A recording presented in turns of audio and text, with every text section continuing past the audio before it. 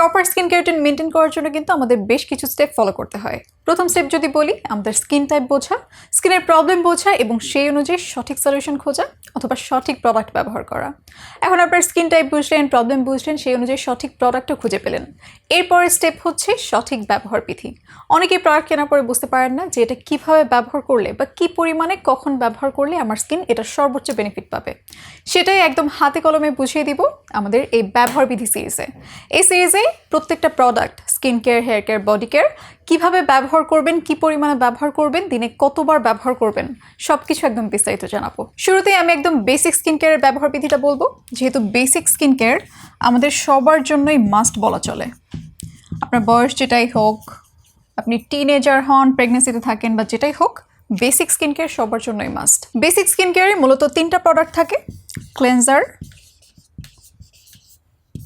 Moisturiser এবং sunscreen. আর basic skin কেয়ারে এই 3টা প্রোডাক্ট থাকার একদম সলিড রিজন আছে, কারণ এই 3টা প্রোডাক্টই আমাদের স্কিনের ডেইলি কেয়ারের জন্য একদম ম্যান্ডেটরি।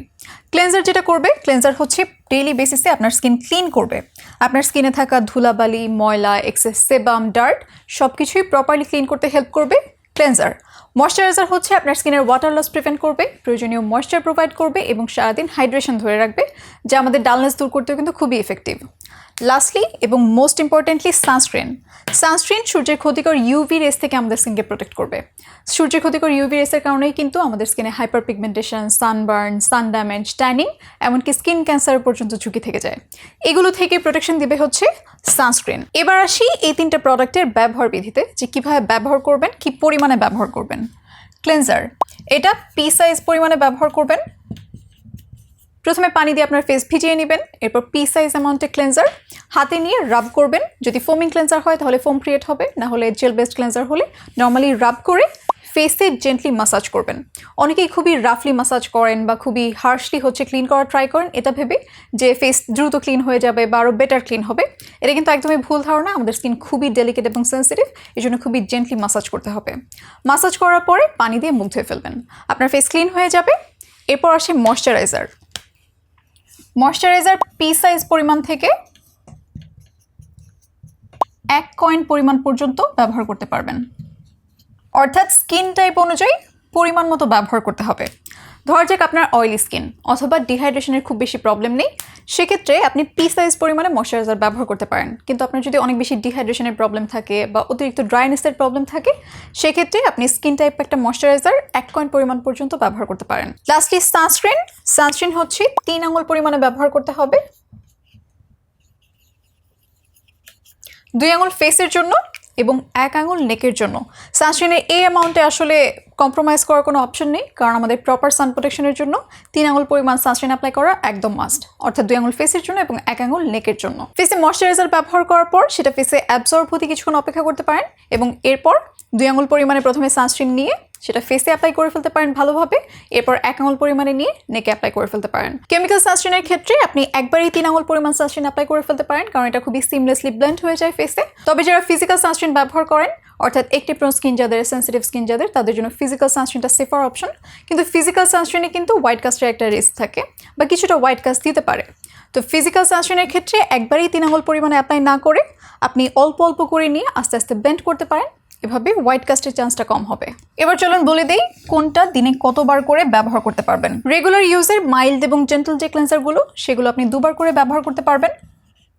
মর্নিং স্কিন কেয়ার রুটিনে একবার এবং ইভিনিং স্কিন কেয়ার রুটিনে একবার।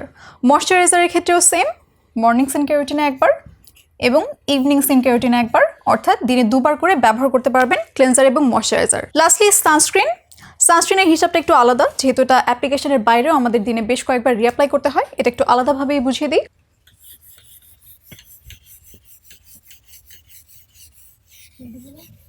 সকাল 9টা থেকে বিকাল 5টা পর্যন্ত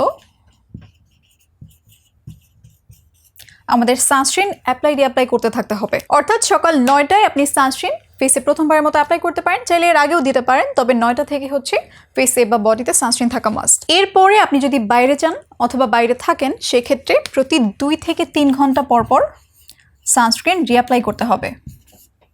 আর আপনি যদি বাসায় থাকেন তাহলে প্রতি 3 থেকে 4 ঘন্টা পর পর রিঅ্যাপ্লাই করতে হবে।